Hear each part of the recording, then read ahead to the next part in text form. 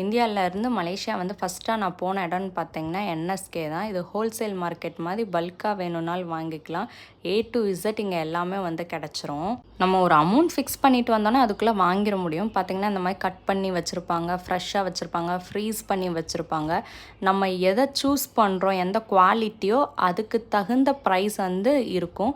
So எல்லா இடங்கள்லையுமே இங்கே வந்து ப்ரைஸ் டேக் வந்து பார்க்க முடியும். வெஜிடேபிள்ஸ்க்கு அதே மாதிரி தான், அது குவாலிட்டிக்கு தகுந்து ஒரு விலை வந்து மாறிக்கிட்டே இருக்கும். நம்ம ஊரை போலவே எல்லா வகையான காய்கறி, பழங்கள், மளிகை ஜாமான் எல்லாமே வந்து கிடச்சிரும். பார்த்திங்கன்னா இது பீக்கங்காய், புடலங்காய், சொரக்காய். இங்கே வந்ததுலேருந்து மாம்பழம், பைனாப்பிள்லாம் வந்து எல்லா சீசன்லேயுமே வந்து பார்க்க முடியுது. இளநியும் இங்கே நிறையா வந்து கிடைக்கிது. செடிகள் கூட இங்கே ஒரு செக்ஷனாக வந்து வச்சுருக்காங்க.